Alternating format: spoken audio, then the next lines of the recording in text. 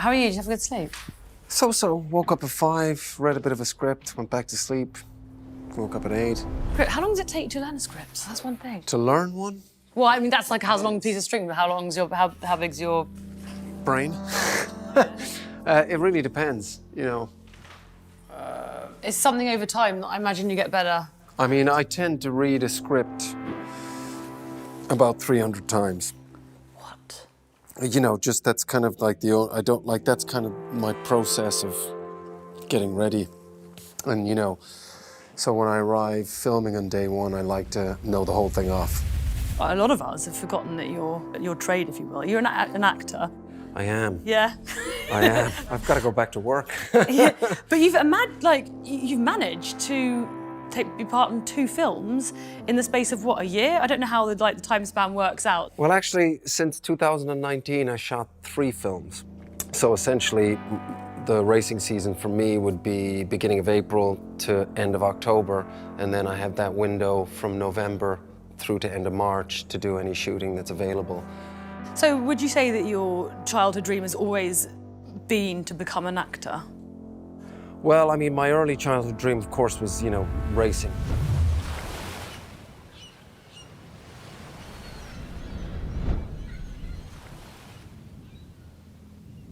The first time was probably at the age of 12. I usually came home when he was finished in school in the afternoon, and he would say, "Can I not have a go at the car?" And I always said, no, no, no. And then one day, I said, "Go on, then drive the car home." And from then on, that was the beginning. We sort of lived in right beside the Hotel Europe. There was kind of like a long horseshoe road, and that is the road that I learned how to drive on. And my dad just sort of let me drive by myself on that road. I think he got a good handle of the car.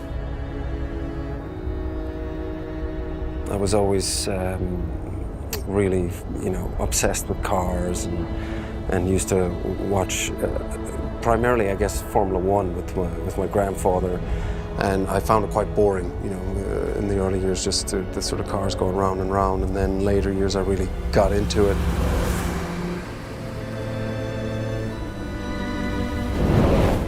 I went to a go-kart track, I think, for the first time when I was like 14 or something like that, and it just felt like natural to me.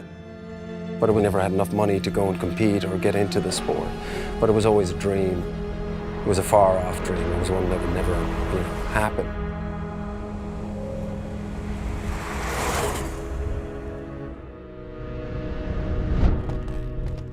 Through the acting, I started to become more successful with that. And I then just started thinking again. I was like, maybe when I'm 40, I'll step away from the acting and try and get into racing. When I first got to race at places like Spa, Hockenheim, Monza, you know, all these places, it's sort of it's definitely moments where you're pinching yourself.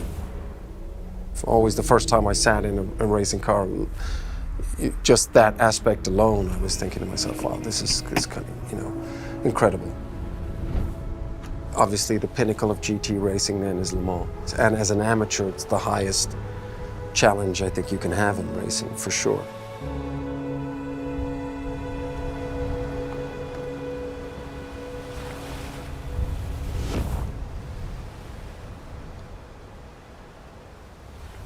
So does that mean that you've fulfilled your dreams of reaching 24 hours of Le Mans last year? Welcome to the Circuit de la Sarthe for the 99th anniversary running of the world's greatest motor race. I thought I have an understanding of what the track layout is. I did a lot of practicing on the sim, so I knew what to expect. But when we arrived last year, I just remember feeling quite intimidated by the place. Wow.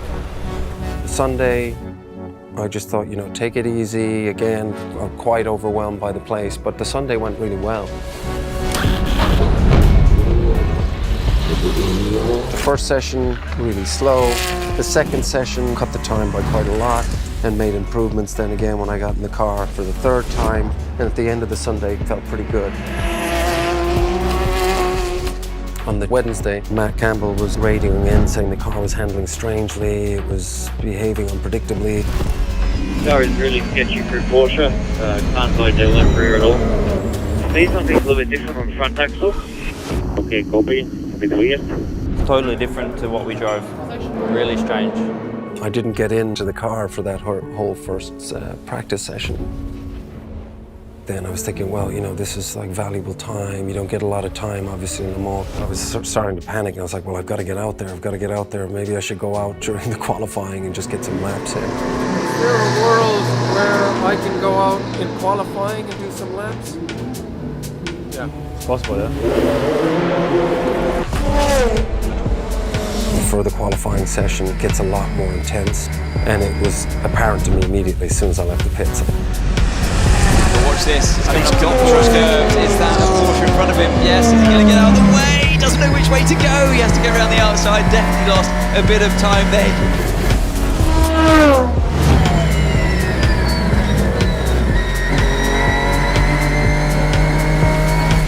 Tell him not to push too much ice.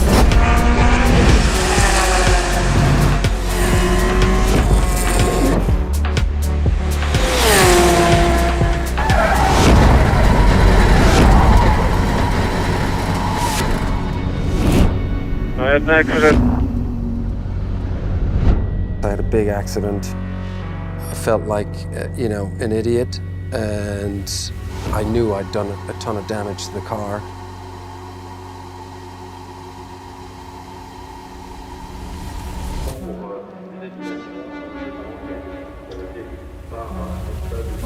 No, it was a bad one. Perhaps unnecessary to try and catch up in a session that was gone, you know, that we lost earlier today. It doesn't excuse for me whatever I did at that breaking point. 10 bars extra pressure, too much, whatever happened there. I don't know. I'll take a look at it. But it's like, I guess we've only got one splitter left now. Splitter's not the issue. Chassis. It's gone. We're out. Finished then. Oh, we have a spare car. And the mechanics went to work, worked through the night, built the car back up. But I was just emotionally and mentally not solid.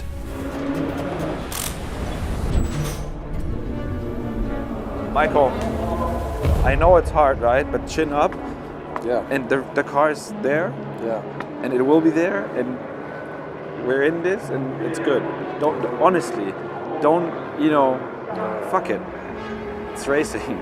I know, yeah. Honestly. No expectation, no lap time, nothing. Just go there, get a feel for it again, get some confidence. Like I said, yesterday it didn't happen. Really forget. It was so out of sync, and I could just never find a rhythm there. And I just started to mentally spiral down. And I was sort of, outside of myself, judging myself.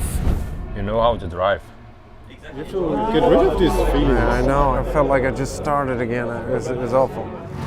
As the week progressed, and when we arrived on race day, I was definitely not in a good mindset to take on that challenge. Here we go. Le Mans 2022 is on. A little bit hot out there for me to be going next. To go next? No, it's gonna be fine.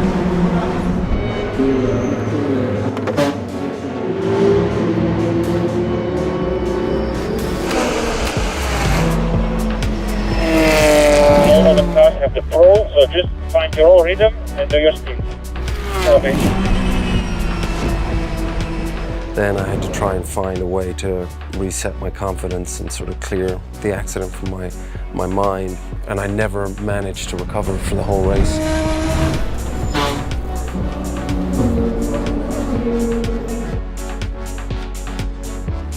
It just sort of continued from that sort of mindset and just got worse as the sort of race progressed for me.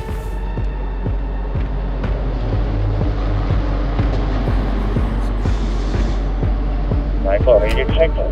Check.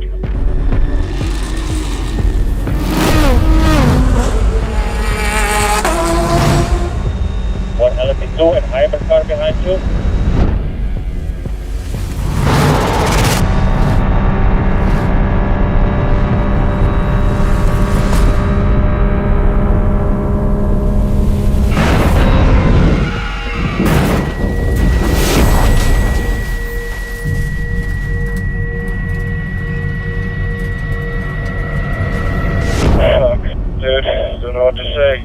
I thought I left him enough room there. Shit. Right now, I'm afraid, in the barrier once again, Michael Fassbender. It looked like Michael was trying to give as much room as he could, trying to drive off the track almost in avoidance. Just trying to come back very, very slowly to the pit. No risk in staying off the racing line.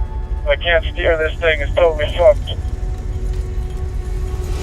The annoying thing is he's going to take this so personally, right? And it's really nothing to do with him. It's not his fault. But you know that he's going to beat himself up.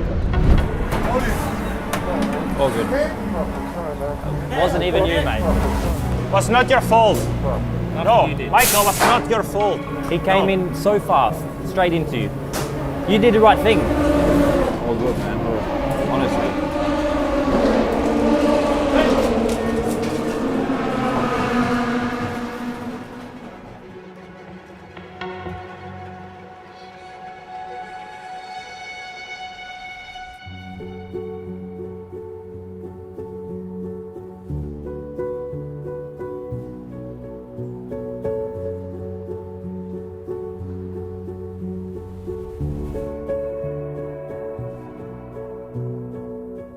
At that point, I was mentally, gone. It really did crush me. It was like one of those pressure moments in my life where I felt like I didn't manage to punch through. The pressure definitely got the better of me.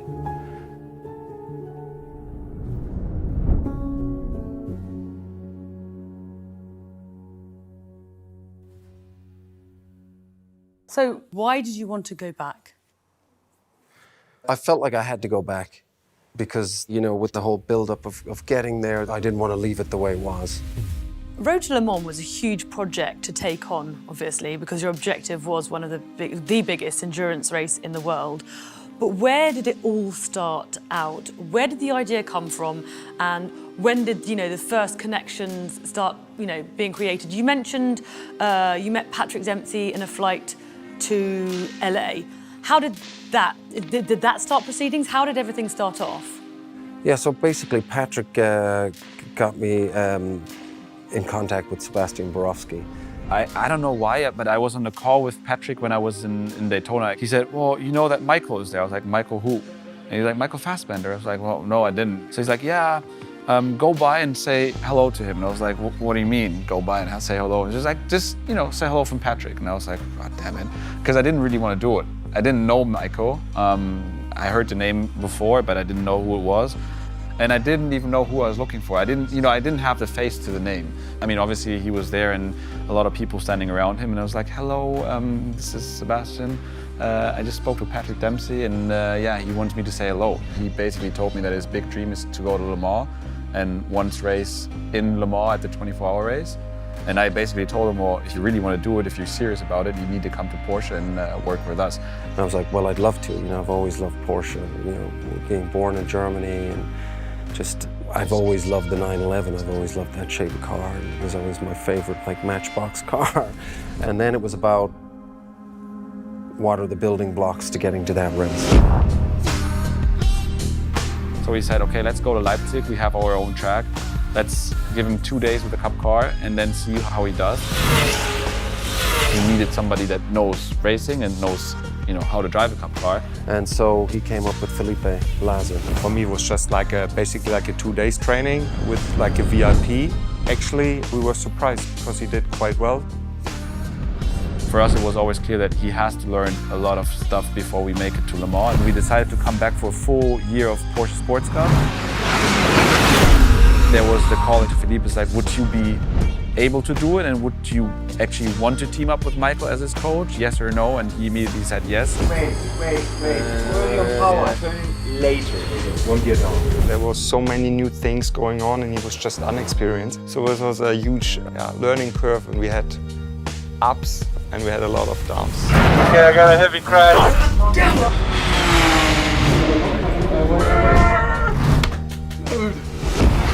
We moved up the ladder, let's say, quite quickly from Cup Car to ELMS. Because Felipe and I and Sebastian, we developed quite a strong relationship early on in the German Sports Cup. Halfway through the season, Sebastian and I sat down and said, what about Felipe as our silver driver moving forward? I will never forget the call. Michael's jumping into the RSR, and please make sure that you bring your helmet. All of a sudden, this was my main thing. I was really like, let's go to Le Mans and just, I mean, it's a lifetime experience. And then we knew we needed platinum driver or gold driver. You asked me the question if I want to be part of this program. So I said yes, I want to be part of it, not even knowing what he was talking about. The first impression, everybody liked each other and was sympathetic. And then you learn the character in difficult moments. All of that was a very steep learning curve for me. No, I'm not being impressive. Dude, I'm just being realistic. I'm out of my league, you know? This is such a massive step. That's where I really felt out of my depth in that first season in the ELMS. I think that was basically the first time he really panicked, and he realized that he signed up for a project that is very, very demanding.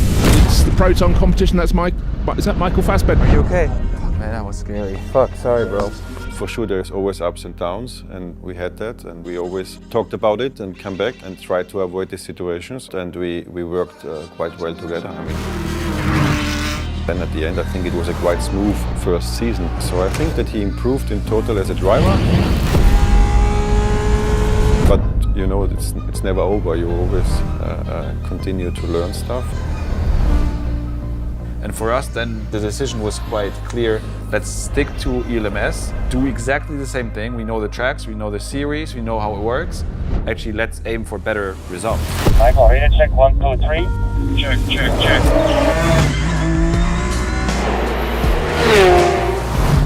So we started knocking on the door around the podium places.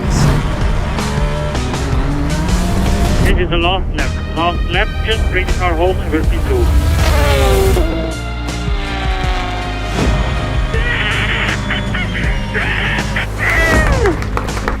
Finally, yeah? I just remember a lot of satisfaction.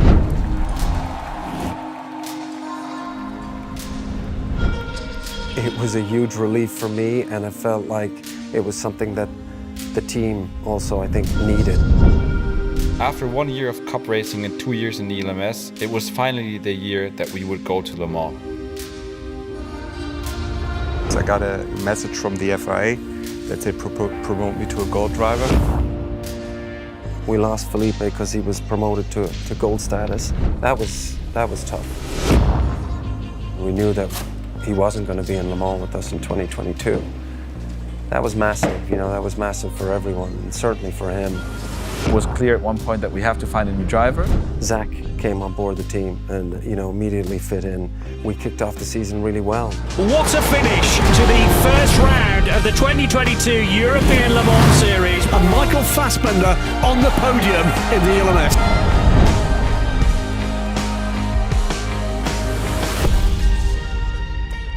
It became such a collective journey with, you know, the incredible team that we have. From Felipe, Richie, of course, Zach last year. You know, amazing people, you know, giving so much of their energy to me and trying to sort of help me improve. But at the core of it, you feel a definite obligation. And the 4 years leading up to it, all of this stuff was sort of weighing on me. So there was a lot of, I guess, expectation that I put on the event itself.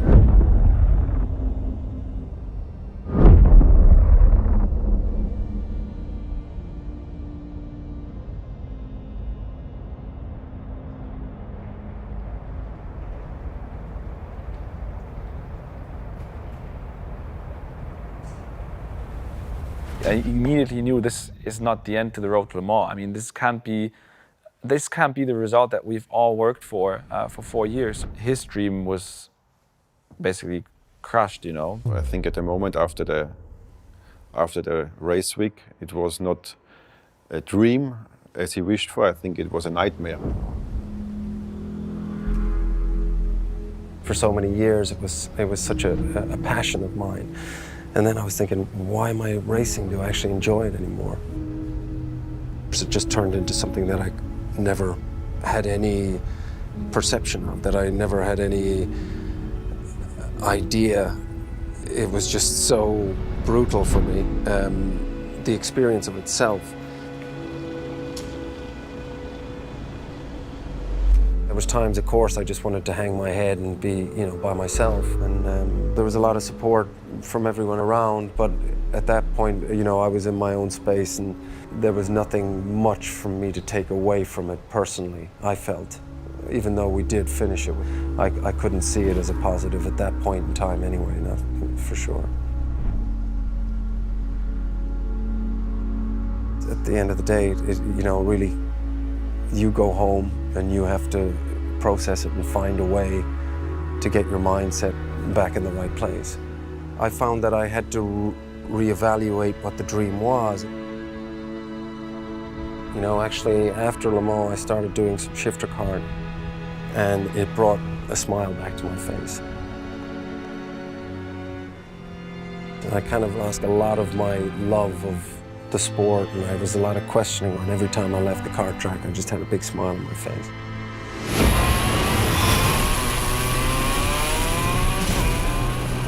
You know, we all experience failure, you know, in life, and there's very few that rise to that top step. So for me, it was just important to not give up and to just keep going, you know, to just do it. In any sort of progression, in anything you do, it's about failing and then failing again better. The important thing for me is not to be suffocated. I had to figure it out. It was only me that was going to figure it out, and I knew that it was just something I had to do.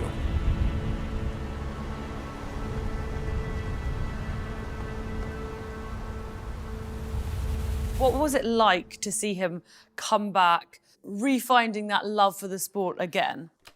I think Le Mans is a big race and it's tough and everything, but you should not have a fear. And therefore, I think it was important for him to come back. And the motivation to come back was big enough that we, you know, talked to the sponsors, talked to the team, and everybody was trying to do one more year and get him the chance to be back and fight these demons, you know. So I think that at the end, once he was over this pain, I think he took quite some motivation out of it.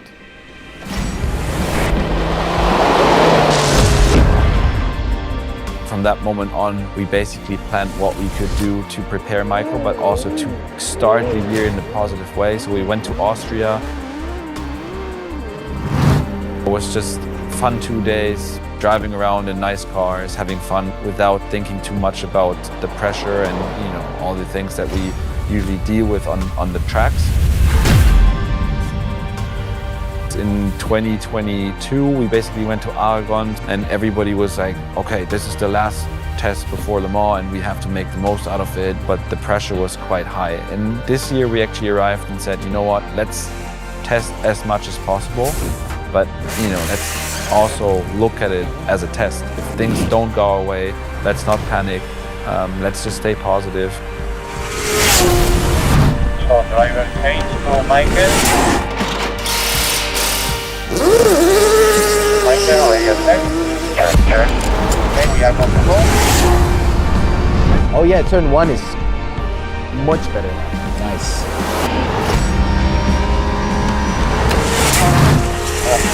Driver change for Michael. Sorry.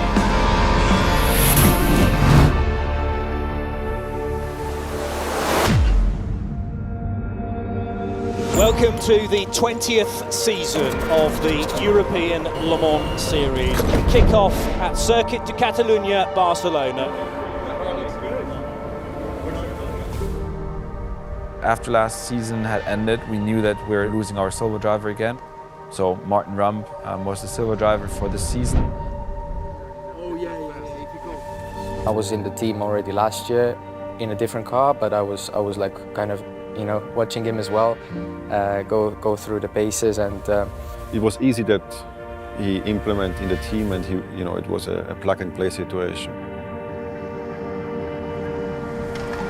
And also we got a new race engineer with Roberto Gomez, a person that we know very well because we've worked with him a couple of times. Yeah, a lot of things were new, but we hope that we could basically continue with that positive trend and, yeah, have a good start to this season.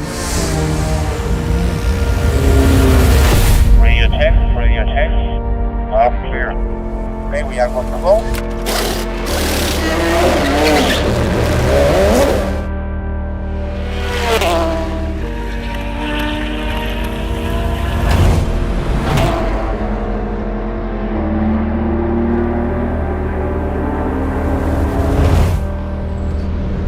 The main thing is to be zero emotion. Exactly, yeah. That's the only thing. It's like absolute neutral. So when the times aren't fast, neutral. When somebody tries to fuck you up, neutral. Track limits, it's about just being a fucking like non-emotional being in there. You know, that is the only way. I think he's more relaxed. He doesn't care so much anymore. I mean, he's still competitive, but he knows that there is a certain time where the lap time is going to be faster, and there's a certain time where you just have to survive and do the job.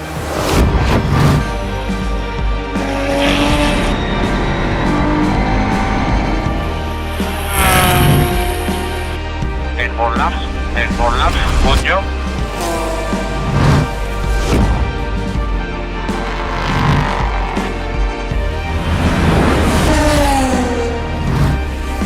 You are improving lap by lap, so continue until the end.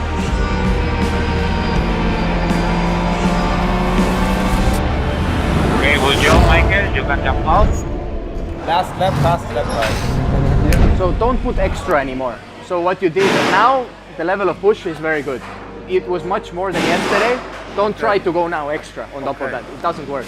And especially with the temperatures going up as well. Just keep that, put the lap together, we're sorted. If I can drive like that, I'm happy. I can only drive the way I can drive, and we'll see if it comes to us. Everybody was a little more relaxed. From the outside, it might have looked like we were not taking it as serious as in 2022. But I think for the team, it was the better approach. For this year, he's definitely made a big step forward, big improvement as in general, and also you can sense it from the overall confidence that he has with the car. So this you could straight away tell in Barcelona in the testing.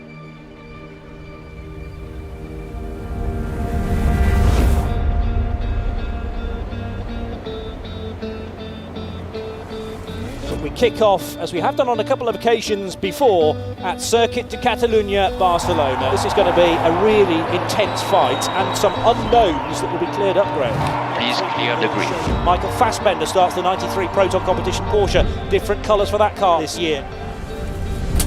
We knew that Michael has the pace to compete in the fastest bronze drivers. And if he brings the car back in P1, 2, 3, 4, our team normally always had the best silver and platinum drivers. So engine up 4, engine up 4. We need grid position. We need to compact this grid. We need to compact this grid, please.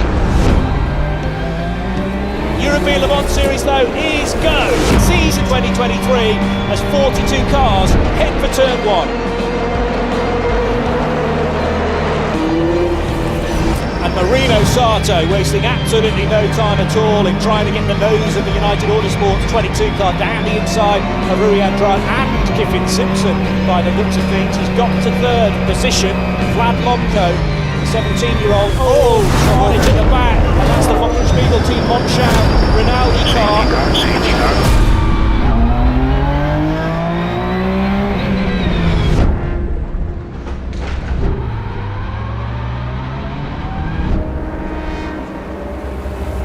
Safety car in this lap.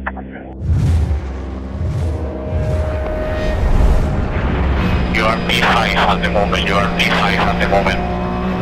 Sorry. German-Irish Hollywood superstar then is not very far away from joining this party, which is for third and fourth position in GTE. Fassbender certainly has the pace to be with them. And the vantage point of Michael Fassbender in the Proton Competition Porsche, sitting in 5th place in the category, looking for away buys. There is a touch. There is a touch from the nose of the Porsche. No way through there for Michael Fassbender. Michael, you are much quicker after Ferrari. Thank you.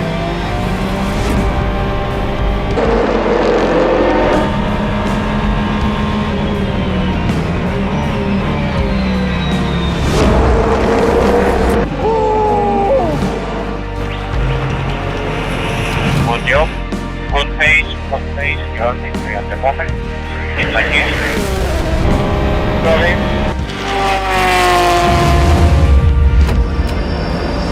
Off, fuel size and driver saying to Martin. Fassbender is able to hand the car over. Now running in second place after a completely fault-free run. Mike brought the car back in a really good position. We're really in contention for the podium for sure, if not even the top step. Radio check, radio check. Radio check, loud and clear.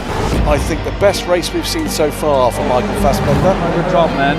Thanks, dude. Thank you, thank you. You were doing the same pace as the leaders, so... Oh, fuck, I thought I was way slower. No, you were on the pace of the top runners, and now you did like 2 hours, and it was like super good.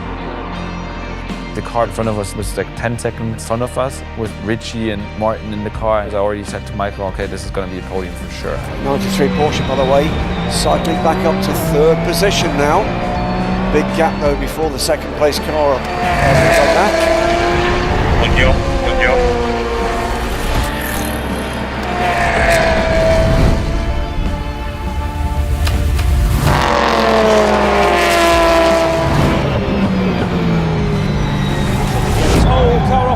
There's a 93 Porsche from Proton, I reckon. Someone else off. There's 2 cars involved there. Damaged there. Guys, what the fuck? Yeah, we saw the contact, it was not your fault.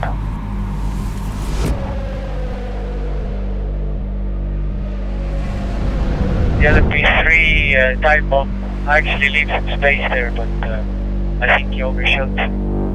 Sorry guys. Come on!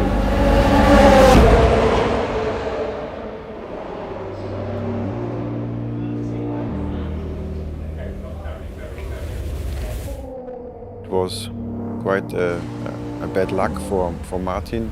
He couldn't avoid this clash because it was a late move from the LMP3. This destroyed our hopes for a good results like podium or even I would say P2, P1 could have been possible. Yeah, sorry. Shit. Hello. You did a good job. Thank you. Shoulder, it's okay? Yeah, they're getting better. That's multiple class racing, you know? It's always going to be like that. So we can fight for podium. This is the most important thing. Listen, I'm totally happy. I think, like I said, I think what you guys did, what we did as everything, I think we did. I don't think we could have done, I mean, there's always, obviously, you can do better, but I thought it was absolutely solid the whole week. It was a great week, how we progressed through the week, finding time, set up the car. Nothing to say that I think we did everything right. The way he drives is a lot more under control. Everything was fine and it happened so easy, automatic. So I think the evolution he had from 22 to 23 was a very good one, was expected because we tried to work on that. And I think he was ready for Le Mans 23. Do you think that bad experience helped you become a better driver overall? I'm not sure. I think it helped me become a better person. You know, well, just to sort of be able to take a blow like that and to also get over yourself. You know, at the end, you know, I came out of Le Mans and I was sort of like moping around. And then I was like, you know, just get over yourself. You know, nobody cares. You care. And, you know, how are you going to go about moving forward? How confident were you going into this year's Le Mans? I wouldn't say I was confident, but I was calmer. I knew what lay ahead. Welcome everybody to the centre of France, to Le Mans, with the world's greatest endurance motor race. This is the absolute zenith. Hello, welcome. Hello. Hello.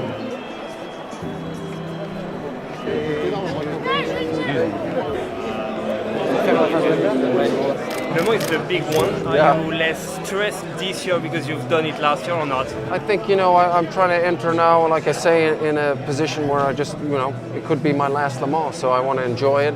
and take the experience from last year and try and learn from that. Michael knew the place, Michael knew exactly what to focus on. I knew how to support Michael in a better way because I saw him last year. I knew what helped him and what really distracted him last year. Mentally, I found it very challenging, perhaps one of the most challenging things I've experienced. Are the butterflies still here? Is it still buzzing? Absolutely. I mean, there's always nerves, but perhaps a little more contained than last year. Kind of because you know what to expect that was ahead of you, perhaps? Yeah, I think so. He has learned from his mistakes. I think he reevaluated a lot over the break and really worked on his mental capacity or mental strength. I'm just trying to stay sort of mentally focused and positive, knowing what the actual race has got in store for me, and just enjoy it. This could be my last Le Mans, and I just want to make the most of it. And it was important for me to come back, after last year and the experience I had. I was just thinking I have to go back and perform the way I think I can perform, because I don't think the performance I did last year did justice to myself. We want to be competitive, and I feel more relaxed and more aware of where I need to be mentally. Hopefully this year I'll be more familiar with it and the event itself. So yeah, I'm looking forward to it. I'm happy to be back. Very excited. The goal was to go there and just stick to the plan.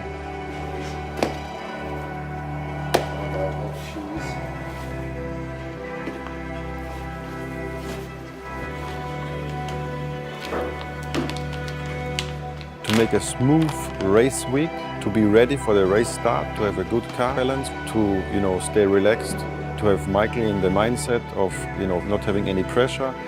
This was the ultimate goal. Happy? Very happy. I'm very happy also. Yeah. And this time everything is under control. Things will get out of control as always. No. But you know what? It's all good. Everything will be. We're here to enjoy it. This is the most important. You need to enjoy, and if you enjoy, everything else is under control. I told you, we are here from Wednesday, so we check 100 times everything.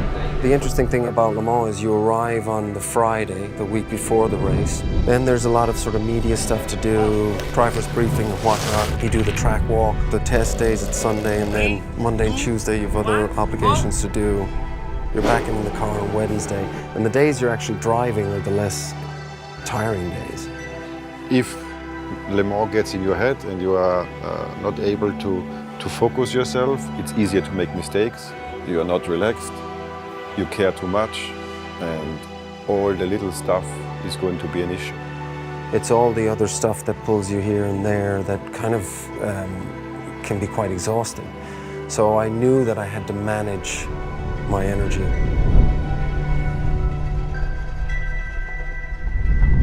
Welcome everybody to Le Mans for the first on-track action. So the plan, Richie first, then you, 5 and 5 laps, and then Martin, and you at the end for another 6. Okay, Richie, we push the car outside, we bring the tires, and we go for 2 laps. 2 laps. Copy. The start of the weekend here at the Centenary Le Mans 24 Hours.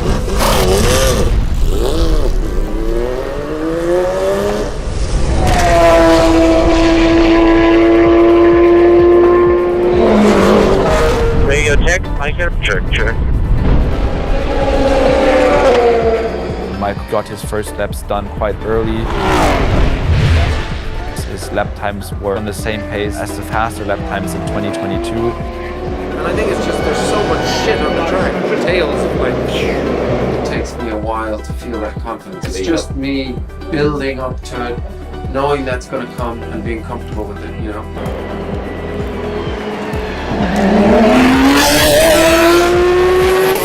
Look at the first Porsche to the left. I'm nowhere near. I think it's because of low grip. Like there's no grip on the track. It was natural development of the track, like always, so we started to get better and better. Porsche S's are like but I lose so much time in that section. What was your fastest lap time last year? 4:05, and now you did a 4:09, I think. Porsche corner is the place where you are losing more time. Porsche corner and Mulsanne, the braking. So you need more laps. I know, yeah. No problem. In the beginning of the week, the times were definitely not great. Still 4 or 5 seconds off his actual goal. So kommt der nie in den Rhythmus, weil er viel zu viel variiert. Step by step.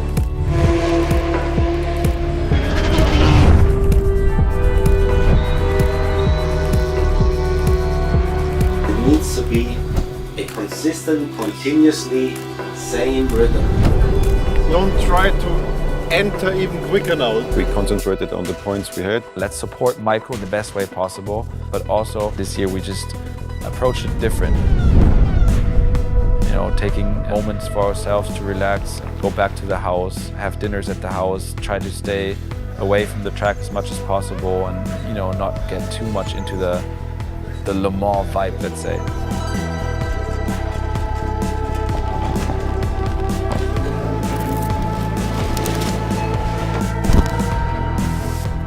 We weren't there yet, but this year we just didn't stress about it and really took it day by day. 3, 2, 1, go!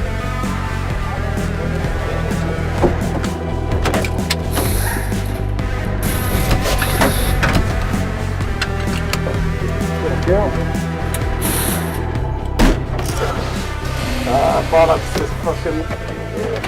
So it's better to lose a second there. Exactly. So for tomorrow, first session is from 2 to 5, then we have the qualifying, and then after the night practice.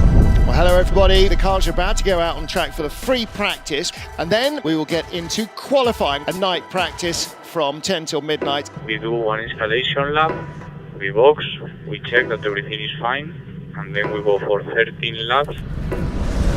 On the Wednesday we came back and actually it was much better than 2022. So we change the splitter, we put the medium, and then if we need we come back with the splitter and we continue with the medium. I have a lot more trust like this, so it's for sure easier for Mikey. For me, it's this one. Our car really drove good from the beginning. We had a very stable rear, we had a car with a quite good front.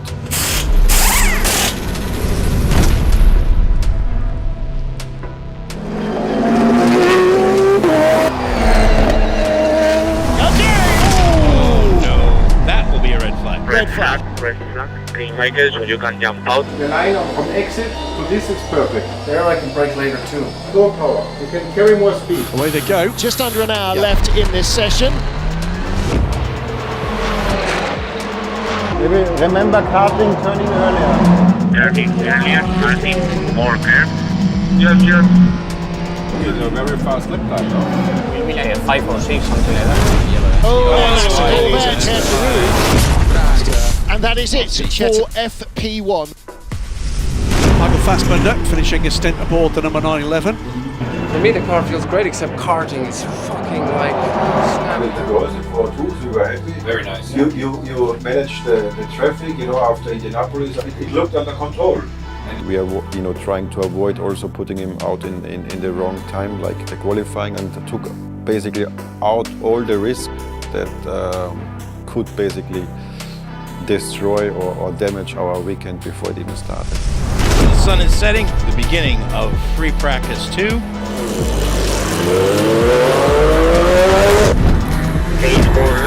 Good job, good job.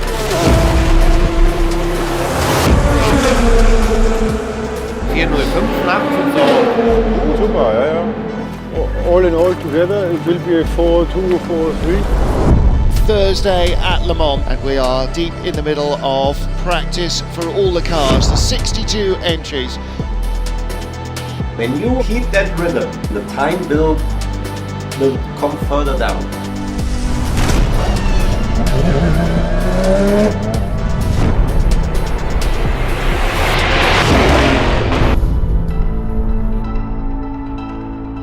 It was 5 seconds quicker from one lap to the other.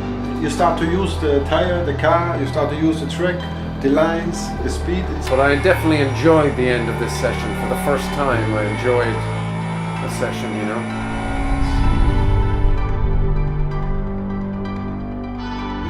we were there, we had a good car, a good team.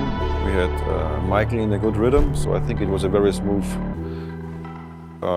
approach and also a very smooth start of the week, and I think I never had any smooth start like this for Le Mans.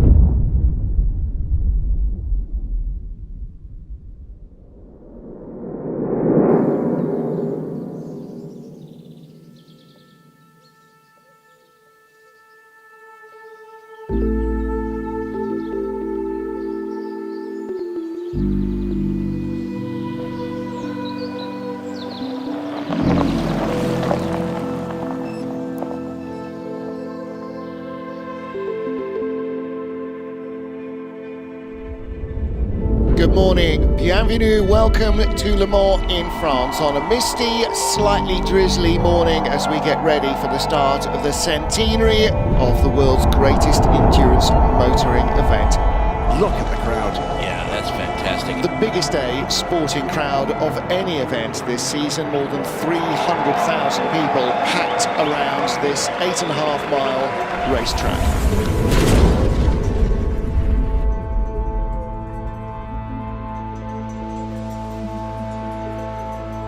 The day of the race, I was eerily calm.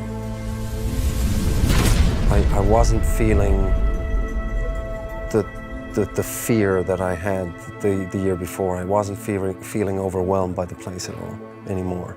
We've had a few drops of water in the air most of the night and all of the day. The weather is moving away to the west there. It's quite dry for the rain, huh? Could mean that there's like a heavy shower at one point. But could be also not, no? Ich finde, es fühlt sich schon so an, als wenn es einmal den Wolken aufmacht. Findest du nicht? Weil es so schwül ist. This is the pinnacle of ambition. This is the race that can deliver on your dreams. If you're not a professional racer, if you have the skill set and you have the passion to do it and follow through on it, this is the race that you can come to. And that car, the number 911 car, is one that proves it.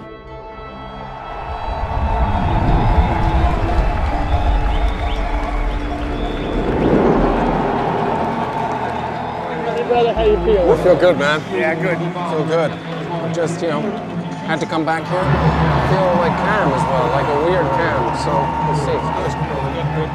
Like I said, I'm here. That's the main thing. Let's see what happens.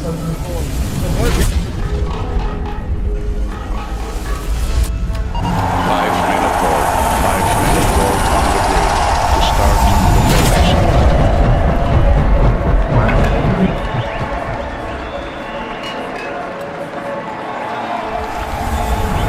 Relax, it doesn't matter. That's right, guys.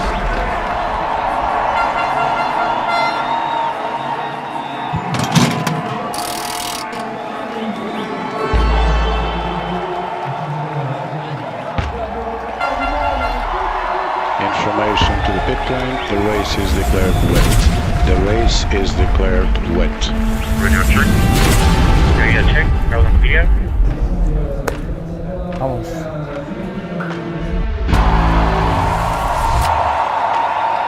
Green flag waves. Start of the formation lap. One formation lap. We are getting ready for the start of the centenary race at Le Mans. All cars to assume grid positions. Let's close those gaps. The centenary of Le Mans 24 hours.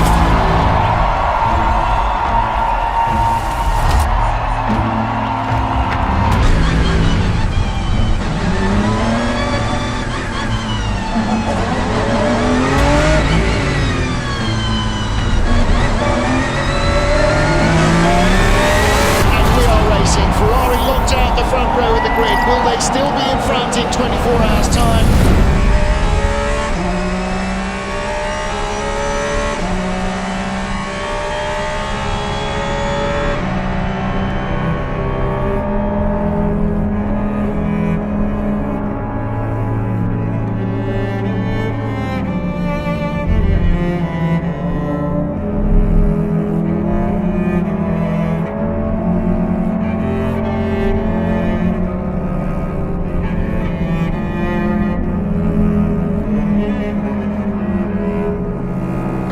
get into the wet now, and this is where the potential danger is. It is very wet here. They are on slick tyres. Oh, there's a barrier there. It's a 311 into the barrier on the exit of first chicane. Crash. The first chicane. Go through.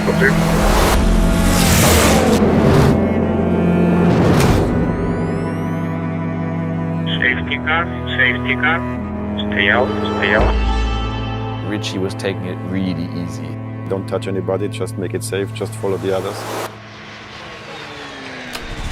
I know in Le Mans, if we stay out of the box, just do our job, there's a high chance to be in top 6, top 5.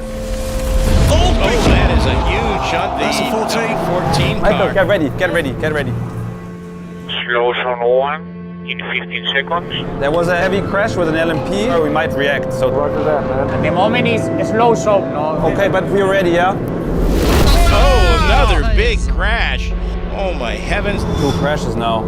The first hour was really hectic and we were just waiting for a moment with a lot of slow zones or maybe even a safety car to put Michael in. Big crash there in GTE 60 car spun into the number 16 Porsche. Oh my heavens. The United car just absolutely goes into the side of the Porsche. Be ready. So Fox is lap. Fox. New 5. Driver change to Michael. Copy. The plan was always to give Michael seat time early on in the race so that we could take off time of his minimum driving time, which is 6 hours, to be flexible with the strategy and the end of the race.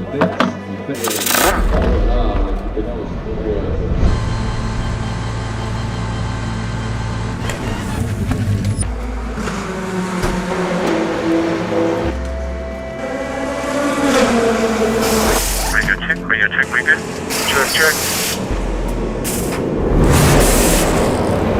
Rain is expected as well in the next couple of minutes.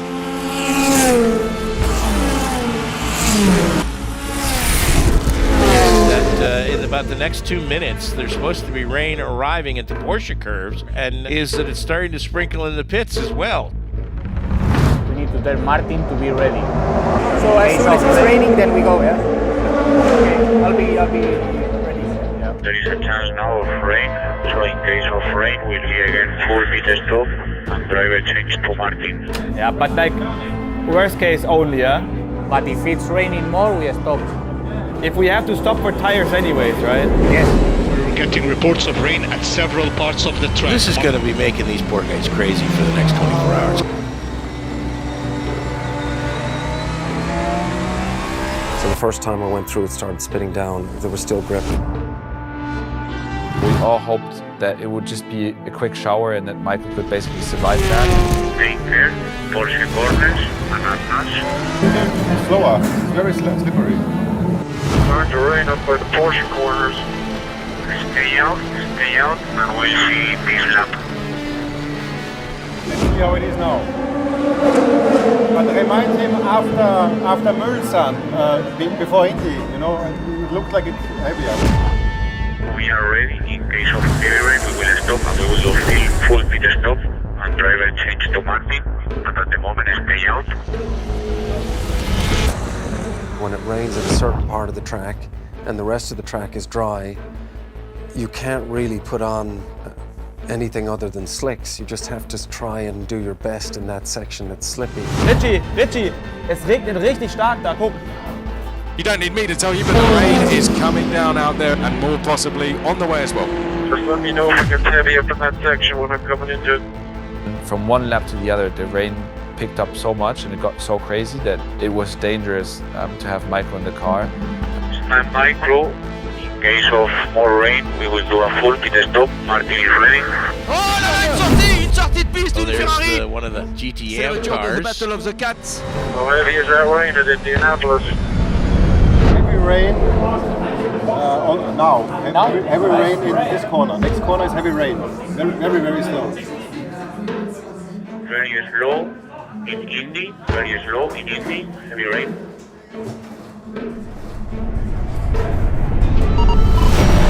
All cars, rain lights on, rain lights on. Qu'est-ce que tu as kein Prototyp now?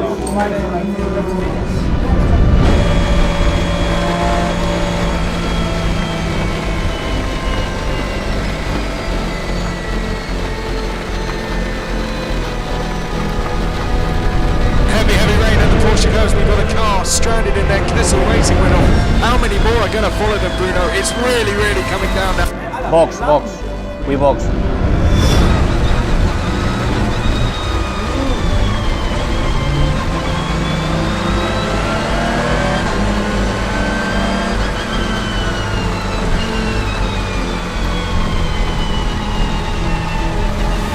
Langsamer fahren. Der ist ja langsam, beide.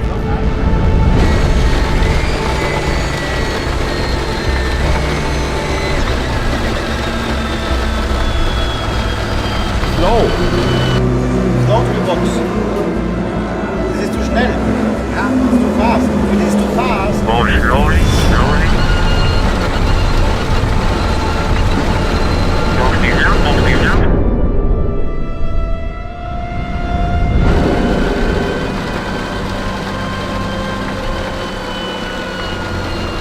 Tell him slow. More slowly. Perfect.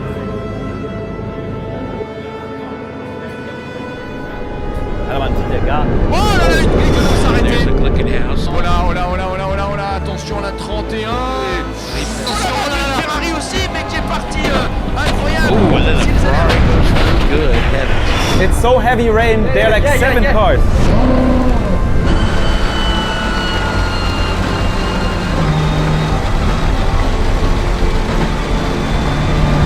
Safety Car kommen. Aber wir brauchen die Regenreifen trotzdem. Sébastien Bourget qui part de l'attaquant olympique. Et attention à la Porsche du GR, c'est Scott Dixon. Oh, malheureusement la Porsche qui tape de l'arrière.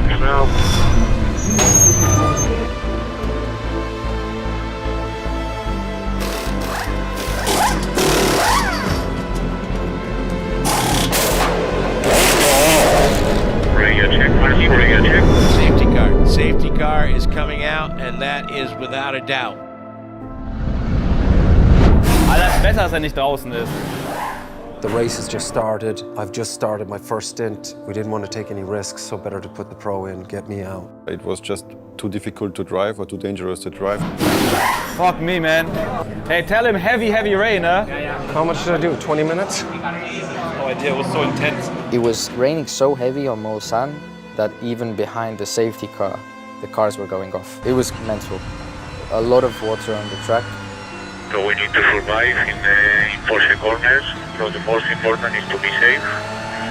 Let's just keep everything safe right now. People are dropping like flies. It wasn't too bad because all the other teams had to do the same thing. Everybody had to pit, everybody had to change the rain tires. So normally there is no more rain expected. I mean, now it's no point of sending you out anymore if the safety car comes in. Then we can wait until it's dry, right? Because like mixed conditions is kind of like the worst.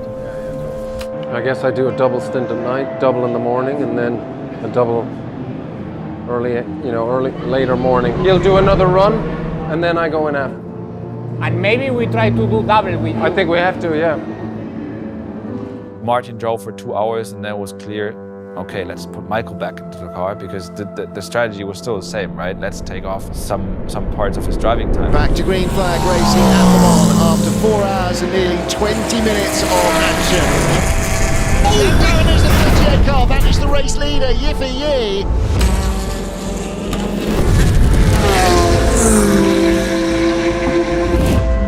So your next driver will be Michael for another stint. We go into the night. Box, fuel, tires, driver change to Michael.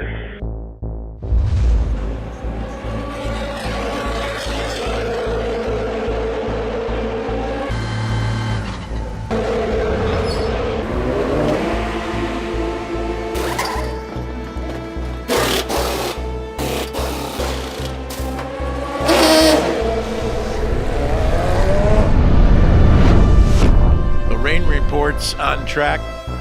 Right now, it looks like all things are dry at the Porsche curves. green lights should be turned on. Green light on.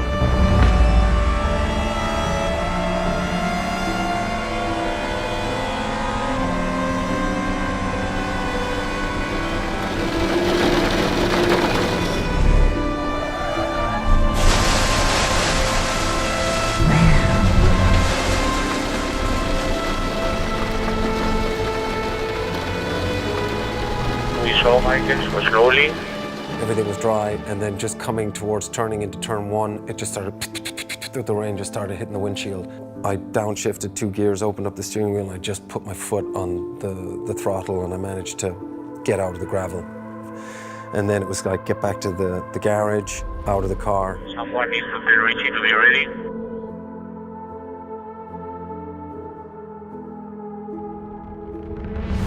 I cannot find Richie. Wo ist Richie? 3 more cars off at Indianapolis. Racing Team Turkey couldn't get it slowed down in the conditions. Komm, schnell, schnell, schnell. Alles regnet die Sau. Ja, was soll ich machen? Ich weiß es nicht. Der kommt jetzt rein, ne?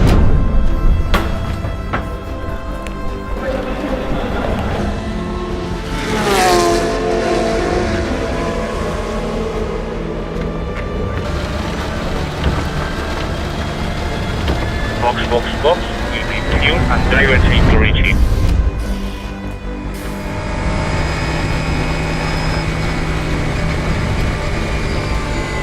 Box now.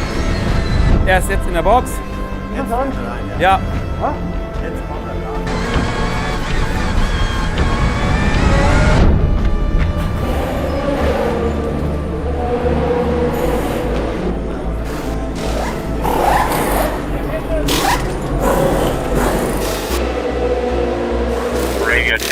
Radio check, driving clear.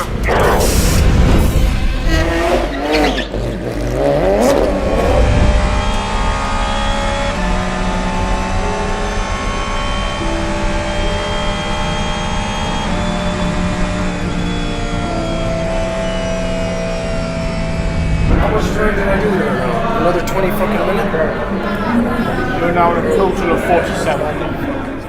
The bronze driver's minimum drive time of 6 hours, but I'd only done 47 minutes in those 2 sort of attempted stints. And then it was, you know, what do we do next? As soon as it's dry, he needs to go for a double stint. So normally it should be better and better, and 3/4 should be 100% dry. So that means 3 o'clock then, yeah? Well, then you're going back to the container, right? And tell him that he should come over in 20 minutes. He has to be here. Here.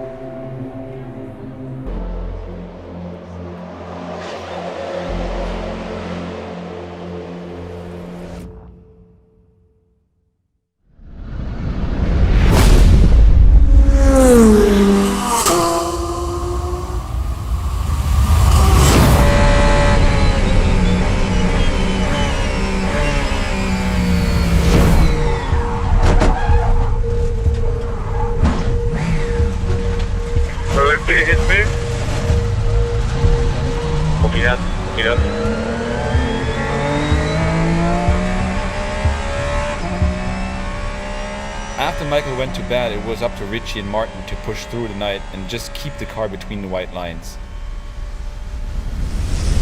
The first thing, the real something is broke, the guy, so it's favorite. Yeah, it's just like this now, just on the cables. We need to come in because the rear diffuser is completely flat. Look at the diffuser flapping away. Oh, that's the 911 car, isn't it? That's a little bit second-hand.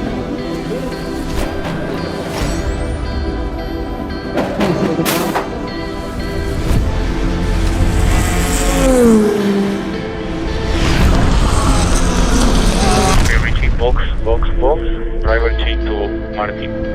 Get down.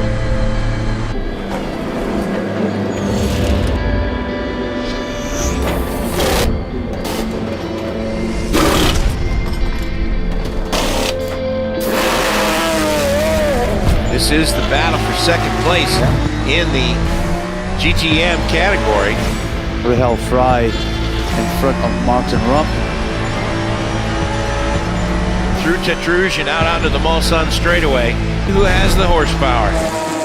So Fry trying to hold off Rump as they come to the first chicane. You know, the boys were doing amazing. Martin and Richie at one point were leading the race. I went back to the trailer and I just felt kind of exhausted as well. How do I wake up? You know, how do I get myself in a place engaged physically or mentally to get in the car and go racing? Who's out there right now? Rumpy. Any bronze? I don't know. Big entry. Fuel, tires, driver change to Michael. Radio check, radio check. Check. Complete out of gears, so we go for double skip.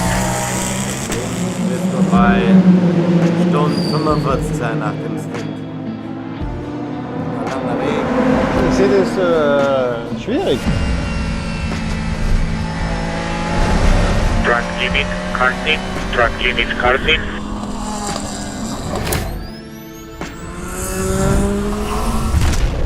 At least no rain and it's constant somehow, even when it's snow. But Times were not terrible, but slow, not great. But did the 2 hours, got out. I was scheduled to go back in at 7 o'clock. You happy? I mean, it's the best I could do.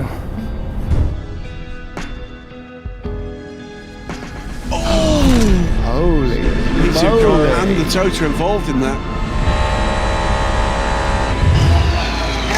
Oh, trouble for 63. That's big trouble. That's the end of the race for that car.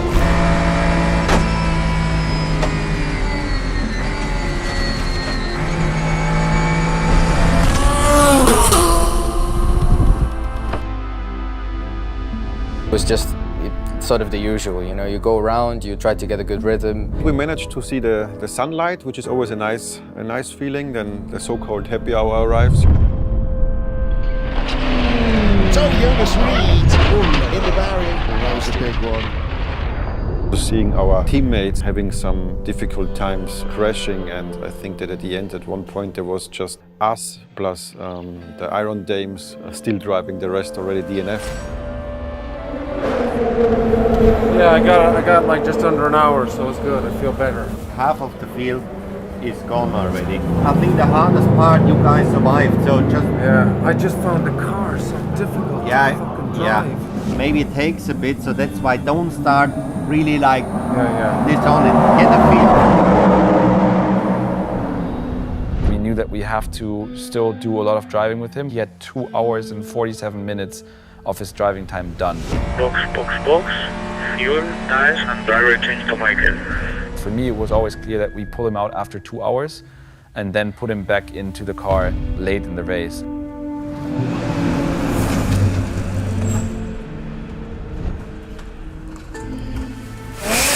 Behind you, fighting for P1 to let them hide. I let both cars by there. Copy that, they are P1, P2. Michel Gatting on pit lane in the Iron Dames car. This is going to move them back to third position. You can let 185 finish quicker. Yes, they can go by. Tell them on the left. This is turning into a fucking shit show. I get all this stuff now because they don't overtake me. Enough now of this shit. Tell him to calm down. All this shit on my tires now. Tell him to shut up and concentrate. It's enough. For the first hour and a half, hour and 20, I started going into that like funk.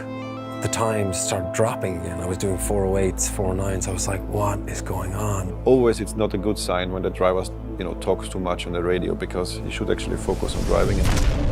3 more now. What position are we? We are P8. Really struggling here with this balance or tires, I don't know what. We need a lot more hours from him. Okay, if you struggle too much, we do half a spin and then we will do the other one later. No, we stick with the plan. Okay. Can't slow the fucking thing down. You see that, right? I don't know what the fuck's going on. Michael is tired. Still 2 stints. I find it difficult to turn in and then all of a sudden it's not the oversteer. We do pit stop and you go in the car because I think he's... What are you planning to do? Get him out now? He has to fucking concentrate. It's just mental. Sebastian was like, no, you have to do the double stint now. You know, there's no way to go out after this 1 hour because we have the minimum drive time and you have to do this double stint now. It's just his fucking mental shit. Tell him very strict, concentrate and drive. It's bullshit. It's always the same with him. Stop talking. Tell him. I got really, really mad, you know, questioning the car, questioning the setup, everything. And I was just like, just get your shit together and drive the stupid car. Just tell him he's doing good and concentrate, you know? I tell him you are doing good 411, he will say, hey, it's not true. Tell him, yeah, but it's double stint tires. Try to hit the braking points, the apex, concentrate. We need you in the car.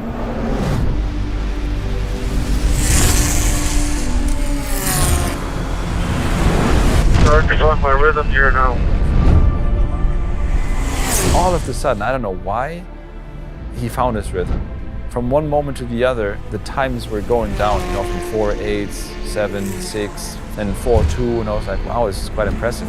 He got the rhythm and suddenly you realize it's not that difficult and you start to improve yourself and then you see the lap time goes down. This is also a motivation.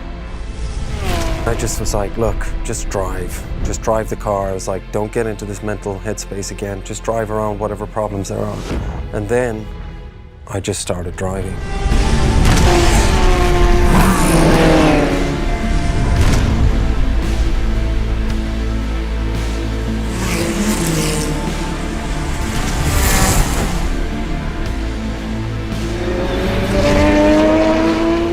I started to figure out finally the rhythm of the place. I started to find a rhythm and start to understand it. And I was like, now I get it. I was braking at the right places, carrying the right speed into the corners. Can't stay in the car and do another hour. He radios in, I can stay in the car for the third stint. I found a rhythm now. I said, I can stay in the car another hour. I felt physically good. It's good, but on the other hand, it's dangerous because at one point you will get tired and then it's easier to make stupid mistakes. Your pace looks good, but maybe it's better if you rest a couple of hours and then you go again. Whatever you think, I don't mind. We will make this stint as long as possible. You do driver change and then you go again after 2 hours.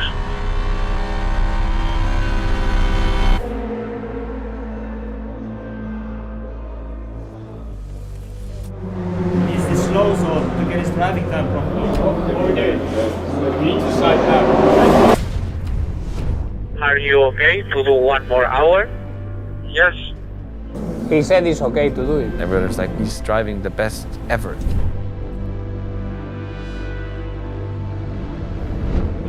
I don't think it's smart to do 3 hours in a row anyways, but I mean... Hold on, you have to decide now. Everybody was like, you know what, it's your call. You got 5 seconds to think about it. And I knew that he's driving the fastest lap times at the moment, that he was in the rhythm. And I also knew that if he stays in for like the third stint, he's going to be done with his driving time. To be honest with you, I didn't have the guts to say, yes, we'll pull him out. I didn't have the balls to make that call. Okay. Fuel and tires. You stay in the car.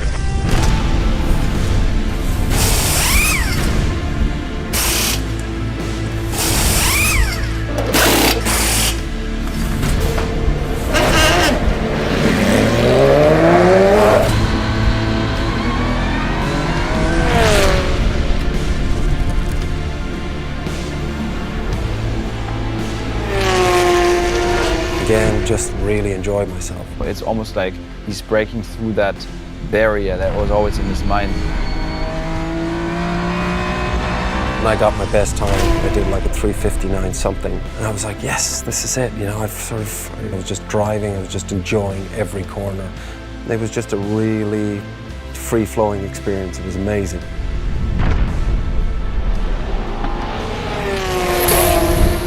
All the sort of work that had gone into coming back this year, doing it, the emotions just started bubbling up. It was a phenomenal feeling. No more track limits. Reminder, no more track limits. Warning flag for track limits. Warning flag for track limits.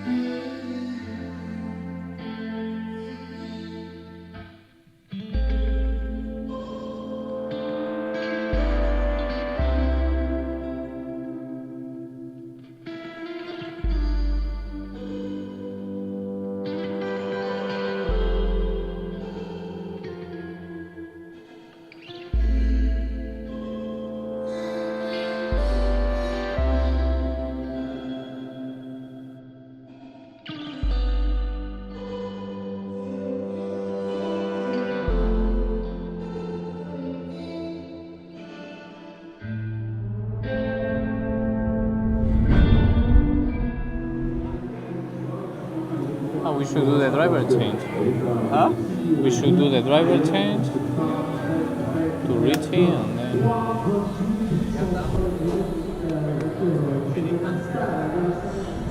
I feel very bad for him because I know all the effort, all the pressure.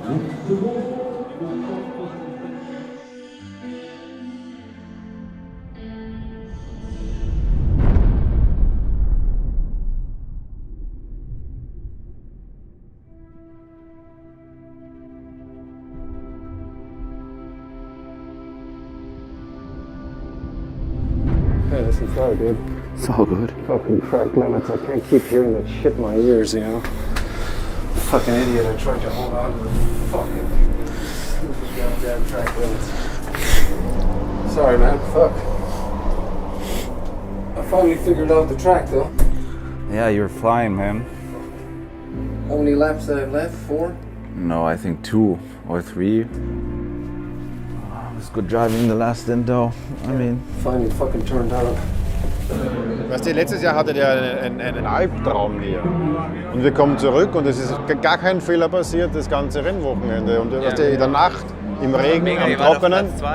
Und okay, jetzt ist ein Fahrfehler passiert, ein Crash, einer von ganz vielen Crashs. Aber nicht so, dass du sagst, er gehört hier nicht her.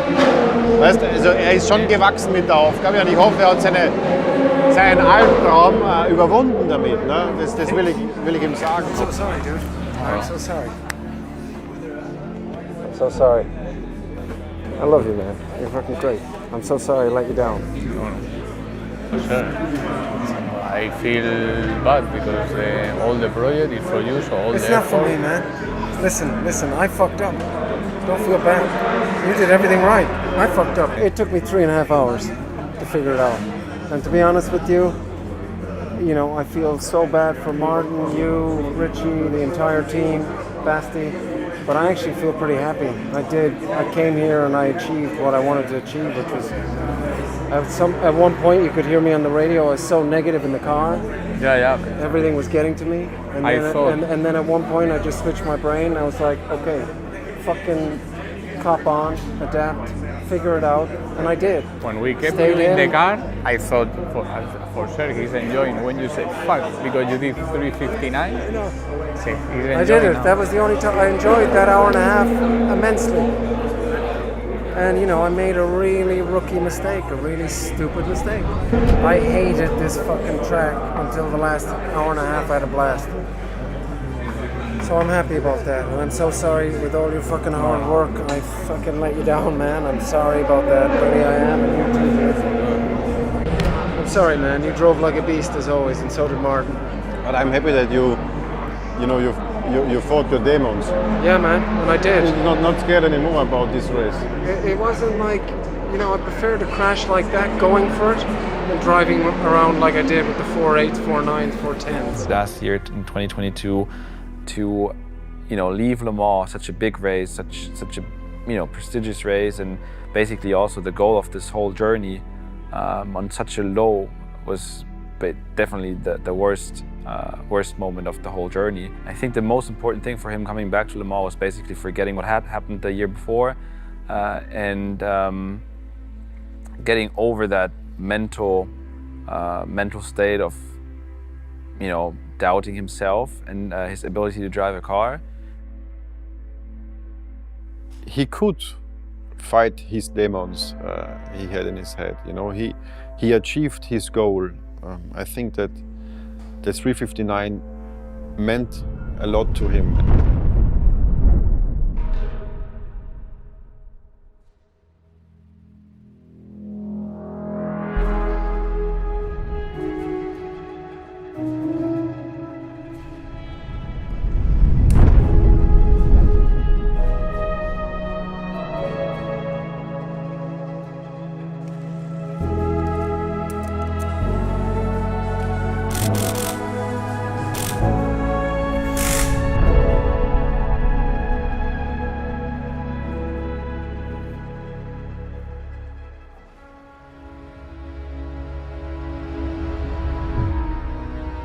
My childhood dream was always to become a racer.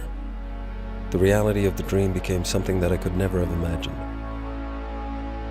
Through all the ups and downs, disappointments and setbacks, I lost faith in myself and my own desire.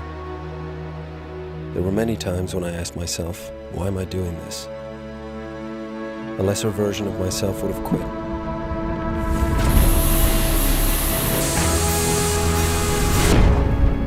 I'm so grateful to Le Mans for teaching me to discover more about myself and to push myself, get back up and try again. Coming back this year, doing it, there were tears in my eyes. Fear of failure, that's the thing that can be so stifling and one can be so submerged by it.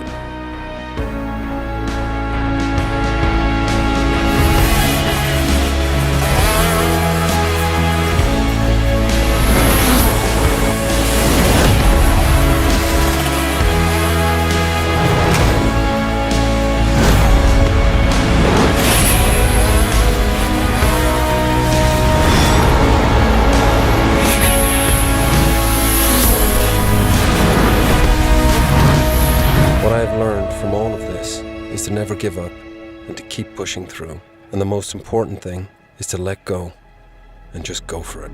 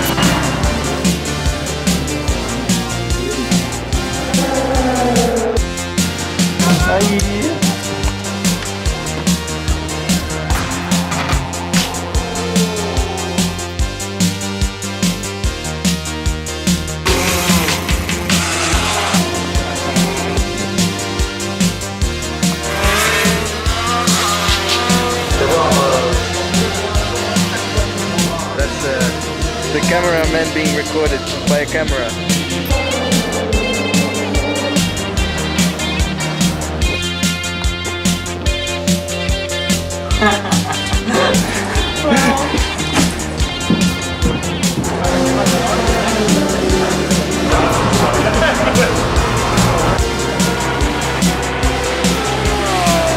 Just try, you know.